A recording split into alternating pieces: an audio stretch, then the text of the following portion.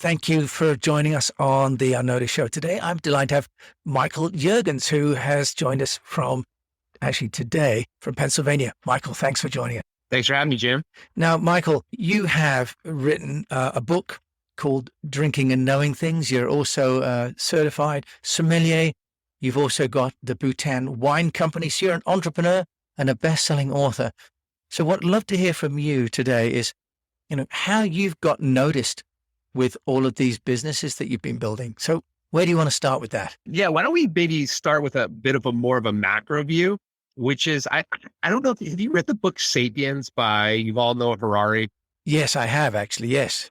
Okay, so you know how in it he talks about the way that the Sapiens really were able to defeat the Neanderthals were they could tell stories, right? Like that was the competitive edge. They were dumber, smaller, weaker, bad at everything, but they could tell stories. And so what I believe is that somehow neurologically we're pre-wired around this idea of stories and we resonate well with them. So one of the things that I try to do in all of my businesses is tell some sort of a story. It doesn't need to be a long story, but some sort of story. And I think that people respond to that differently than they might respond to other mechanisms. It's interesting. And then they'll retell the story and those people will retell the story. And all of a sudden now you've got brand ambassadors for you just because you have a cool story. Yeah, that's a really nice idea, actually. Yeah, when you think about it, as you say, they talked in Sapiens about how the storytelling meant that people could galvanize around a goal and the facts could change as time went on, but the overall mission of the story was the same. So do you want to tell us then one example of how you've built a story around one of your many businesses? Because I know you have lots. Yeah, I mean, I think maybe the easiest one is if we look at like the Bhutan Wine Company. And so for people that don't know about Bhutan, this idea of here's this hidden Shangri-La in the middle of the Himalayas, and we're making wine there. Like, that's cool. For people who do know what Bhutan is, they have this idea in their head of like the happiest place on earth and, these vistas, these stunning landscapes. And then to sort of wrap, hey, we're going to also put some wine into that. Now you've got some imagery around it. So either side of that, the story that I'm telling, even in the name of the company, like the Bhutan Wine Company, we didn't try to come up with a fancy name. Like it's right there. Bhutan Wine Company. Someone hears something, they go, what the hell is that? Or they know what Bhutan is and they go, wait, Bhutan has wine? What are you doing? And it sparks the interest. And then you can tell as big and as grand a story as you need to for that person. And sometimes I tell the 30-second Bhutan story, and sometimes I tell the 2-hour Bhutan story. How important do you think it is that you've juxtaposed two elements that don't immediately seem to be that they should be on the same page, right? Because Bhutan, people don't think of wine. France, Italy, Spain, Australia, if people have even heard of it. Do you think that adds to the story, the frisson of the story? 100%. 100%. If I said, oh, I have a French winery, then the story needs to be, oh, it was like this old vineyard from the 1200s that the monks used to tend, and I'm rejuvenating it and blah, blah, blah. Like it needs to be more precise. But to your point, when people think of Bhutan, they don't connect it to wine. They either have never heard of it, they don't know what Bhutan is. And frankly, the first time I went there, I thought it was an island in Indonesia. I scheduled a trip like thinking I was going to Indonesia, and my girlfriend said, no, it's in the Himalayas. Yeah, because there's Bintan and Batam, both of which are off Singapore, right? Yeah, those is where I thought we were going. And no, it turns out we're going to the Himalayas. So if people don't know what it is, then it's a sort of, the curiosity takes over. But if people do know what it is, then it's even more curiosity because in their heads, they have this picture of what Bhutan is. And then you bring up, no, we're building the wine industry there. And they're like, wait, what? So you've got this idea of a story and this juxtaposition of kind of the obvious and the completely non-obvious, which makes this kind of intrigue. But then what do you do with it? Because that sometimes entrepreneurs are great with the headline story. Right. How do you then take it out to the people that you need to hear it? Because they're not all the same audience, are they? And they're not necessarily on the same place. Yeah. So that's a great question. And I think the way that I do it is I have probably 5 or 6 different stories related to Bhutan that I will tell different stories depending on the audience. And I'll give you like high levels of maybe 3 of them. So one is, how many countries in the world can organically grow wine that don't do it already? And the answer is not very many. Like pretty much everywhere in the world that can grow wine already does and has for thousands of years. So this idea of you get a whole country, build an industry, make it look like whatever you want. That's a fascinating story for an entrepreneur or an artist. Here's the biggest palette in the world. Do with it whatever you want. There's another story that says, you have Bhutan doesn't measure economic growth. They measure happiness, gross domestic happiness. And that's one of the things they're known for around the world. So then the question becomes like, how does wine fit in with that strategy for a nation? And the idea of wine bringing people together and being this joyous thing and helping build bridges and helping build communities. And you look at the cultural impact of wine in like places like Champagne or Burgundy. Oh, that's a very different story, but also very telling. And then you have this sort of environmental play, like Bhutan is the only carbon negative country in the world. It's on track to be the only 100% organic country in the world. So how to bring in some additional plant life for biodiversity and sustainability and agricultural harmony. And so I will tell different stories about Bhutan depending on my audience. And I probably have, like I said, 6 or 7 ready to go, So Mike, that's actually really clever. And that's really what PR agencies ask clients to do according to the different media outlet, is to look at what the readers or the audience are going to be interested in. So you're doing that intuitively as well. Now, you've also got the SoCal company, which is the rum company, Southern California, I'm assuming that stands. How have you built the narrative or the story for a different business? Because is Southern California famous for rum? I don't know that it is. No, it is not. It's a very different story, but also you have some of the same juxtaposition aspects of it, right? So wait a minute, Southern California, that's not where rum comes from. So for us, with the SoCal rum, we were rated the highest silver rum ever in history from a quality perspective, 95 points. So the story around this is more about the Southern California lifestyle and this kind of capture the essence of beach and fun and Southern California and, people from all around the world. Everyone knows Los Angeles and people vacation. They save up money for years to go visit Southern California. And I say, hey, look, I've got this product that you could experience some of that in a bottle, and our label has, sunsets and waves on it, but it also happens to be the best in the world. Yeah, because otherwise rum is sort of the preserve of somewhere like Jamaica. So there's an association, isn't there, with rum and that kind of lifestyle, but you've cleverly taken it to a different location. We said it's not the Caribbean, it's Southern California, and it's the Southern California version of that, but it's not just a gimmick, right? It's the quality is super, super high and the story. So trying to fuse those two elements into everything we do. And if you look at like our marketing, we have a social media person that crafts these clever, photos and text to sort of keep reinforcing this message. So, you'll see a guy surfing and, and a cocktail. It's like, hey, you can do this. Well, so what's nice then is that you're taking that message across multiple platforms, right? Using it for the text, using it for the pictures, for the videos. And also I think you've got a blog, you're an author. Can you just tell us, Mike, how have you done that? Because you've obviously got a storytelling genius there. How are you then taking it off social media and make it into, for example, long form and short form content? So I'm doing what's called the Master of Wine certification. There's about 417 in the world. There's 57 in the United States. It's the highest classification you can get. And I've been pursuing that for a number of years.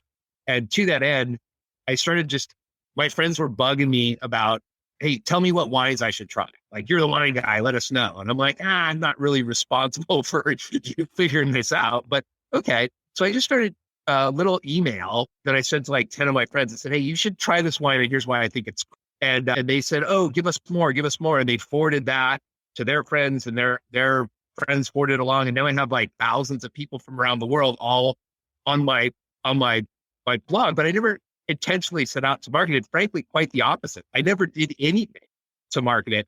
What I focused on was creating true, authentic, genuine content for my friends. And I think there are many bloggers or whatever who they measure their success in terms of number of subscribers or how much volume they put out there. I took a very contrarian approach to that. I wanted really true, authentic content, and I wanted it to get in the hands of people who were looking for that. And so I would rather have, 1,000 super engaged people than 100,000 people who are deleting it every time it hits their inbox. Okay, so that's really fantastic. You say if you visualize, of course, people call it an avatar, but I really actually like the way you visualize it as writing for friends, and that puts your heart in it as well as your spirit, if you don't mind the pun. Well, and to that end, like I think one of when you look at like the comments on like my Amazon page, like everyone loves the voice. Like it's not snobby. There's a lot of F-bombs. It's literally how I talk to my friends. And I think that because the topic is wine, I think if the topic was like punk rock music, it would be sort of less impactful. But I took this thing that people think is snobby, and I talked about it in a way that's not. and that I think that authenticity allows people to, engage with it differently than they would engage with Wine Spectator articles or whatever. Yeah. And in a way, it's another, at the risk of saying it's another juxtaposition, isn't it? You've taken the perception of how wine would be written about and done it differently. So we're building a bit of a recurring theme here. I never put that together, Jim, but you're kind of right. I have been like just juxtaposing two dissimilar things in all those examples. Yeah, which is very clever and creates this, I don't want to say idiosyncratic view, but makes it very accessible, right? It makes it notable. So in terms of you're getting subscribers because people are forward, which is in a way the sort of the true definition of going viral is the cascade effect where people share because they like it and they want other people to read it. What have you done with that content if you've got it? Because you've got a book as well. And you and I were talking before we came online about how you've consolidated and compiled and curated the articles. Do you want to just share with us? Yeah. So what I did was, so it became very difficult to manage out of my inbox. So one of the things that I did do is I contracted with a company to build me a website where people could self-subscribe. So you just go to it and you put your email in, and there's no like big sign-up forms or credit cards. It's just once your email, you get to start getting these things. And doing that, I think allowed people to forward it much more easily. Then someone gets it, they're like, oh, this is cool. Like I'm going to click on this and I want to subscribe. Before, they would have to email me and say, hey, I'm so-and-so, could you please add me to your list? And so removing that obstacle, I think allowed me to get a bunch more followers. And then the second thing that happened was people would email me, they would find out about it later and they would say, hey, can you email me all the last issues? I was like, no, I'm not your librarian. Like, I'm sorry you came late to the party, but and so after about the 400th request for all the old articles, I said, okay, I'll make it easy for people. I'll just put 52 of them together and self-publish it on Amazon so that you can just go grab it. And just thinking it would make it easier for people. And then the book became a bestseller, which that was the craziest thing to me in all this is I never set out to make it a bestseller. I set out to make my life easy by stop emailing me. You want old issues? Here's the first 52. Bam, bestseller. Okay. So the bestseller thing, I having launched a book, myself in September, and I've been told, you really need to do the marketing 3 months in advance. You need to get lots of people to do reviews. So what's the secret? What was the secret? I think the secret is that I already had this captive audience that really liked the content that was coming out and were asking me for, hey, can you send me the back issues? So once I made it available, then I already had a built-in audience. And the second piece of this is that allowed it to be a very good book, very good for people that, oh, my friend's a wino, I'm going to send him this book because he's going to think it's hilarious and also entertaining. And so I think and I can even see like in my book sales, as Christmas time goes around, they're spiking dramatically. And I know it's people are buying them as stocking stuffers because they're like, it makes them look good. Like, you can check this out. They're part of this in club that other people don't know about. And once again, it wasn't a strategy. I started doing this for fun. And I still do it for fun. But the fact that people respond to it is just awesome. But isn't that perhaps partly the moral of the story, that if you're doing it for friends and you're having fun, that people are looking for that right now, as opposed to a sort of an intense lead magnet funnel, another piece of something to lead you to buy something bigger, right? Maybe that's part of the moral of the story, is it, do you think? Well, I think that like you have entrepreneurs who say, my goal is to make $1 billion.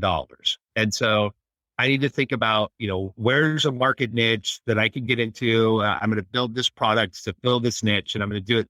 And then they end up making an algorithm that, connects printers wirelessly to phones and they sell it to Google and they make $1 billion, right? Nobody in the history of everybody wakes up in the morning passionate about printing algorithms ever, but it works for them and they make $1 billion. For me, I don't think you should measure your success in that. And this probably comes from hanging out in Bhutan often. I think that really you should measure your life by how happy you were in it. And the way for me to achieve happiness is to do epic shit with cool people. And so I just focus on doing that. And if the money comes, the money comes. And if it doesn't, it doesn't. But that's what I want to do in the goal of, and ever since I adopted that mindset, all of my businesses have exploded. Well, I think we get more than one person who's listening to the show reflecting on whether they're really doing great fun work with people that they love and enjoy. I have to ask, how did you then get into Bhutan? It's not strictly speaking in the topic of how you get noticed, but it is in terms of mindset, I think. So how did you get into Bhutan? Just very quickly. My girlfriend had read a book in high school about a woman who moved to Bhutan and married a Bhutanese person. So she had always talked to me. We've been together for almost 16 years and she's been talking about it the whole time. So an opportunity came up to run a marathon in Bhutan and we've been running marathons all over the world. And so I signed us up. And as I mentioned, I thought Bhutan was in Indonesia. I didn't know. I just heard she was excited to go. So I got it for her as a present. And that's how we ended up in Bhutan for the first time. And then once I was there, I was like, wow, this place is amazing. They should have a wine industry. so I built one. So I am going to come back to the nature of the content though, as well, Mike, because you talk about writing things that other people want to read as opposed to things that you want to tell them, right? There's a fundamental difference. We have this often with our PR clients. They're like, I want to tell people I do this, so they buy it. And we often say, well, actually, we need to ask them what they're interested in and share that with them. Seems like you cracked that code. Can you give us some guidance? Was it a different view of wine that you took? You took a different perspective, plainly. Yeah. So when I first started really studying for wine, I went out and bought, all the wine books that I could, and they were all very dry and boring. And what I wanted was a wine, like a story that captured my attention and taught me about wine, but not in a dry way. That book didn't exist. So I wrote a story about it's a fictional novel about the secret underground world of high stakes gambling on wine tasting competitions run by the mafia. That's the story I wanted to read, but it didn't exist. So I wrote it just for fun, just to do it. And then that book had a lot of great success and was like, you should write another one. So I wrote a couple more books that, once again, that I wanted to read that didn't exist, figuring I'd have fun doing it. And if people liked it, cool. And then that sort of led to, hey, send us some wine recommendations, which led to the blog, which led to the next book, which, it's sort of, I have this theory that the universe is kind of like a whitewater rapid and it's going to take you somewhere. And the question is how fast can you get there with as little bruising as possible? And if you're in the whitewater rapids and you just follow the flow and you steer and you nudge a little bit, you get to the bottom fast and it's fun. But if you paddle and you try to go sideways, you get banged up and you get exhausted and you're fighting it. And so I kind of maybe 10 years ago said, hey, just go with it. And that's every book I've written sort of built on the last one. And I just sort of went with it. Michael Juergens, that is fantastic, both life theory, but also you've given some really, great insights. And I am always going to remember this juxtaposition of how you're putting the obvious and the not obvious together in many ways. How can people get hold of you? Certainly the Bhutan Wine Company, bhutanwine.com or at Bhutan Wine on Instagram, SoCalRum.com or at SoCalRum, or drinkingandknowingthings.com or at drinkingandknowing. It's pretty straightforward, And I encourage you, if you want to see what's going on with any of that stuff, or send me an email. I will talk to anybody about any of this stuff all the time. I'm highly accessible, and I just think we're doing cool stuff, and I'd love talking about it. Well, Michael, thanks for sharing. I've really enjoyed our conversation. And there's a whole nother conversation about how you manage multiple brands as well, but we've only got 20 minutes. So thank you so much for joining me today from the East Coast rather than the West Coast where you normally live. Thank you so much for joining me today on the Unnoticed Show. Thanks again, Jim.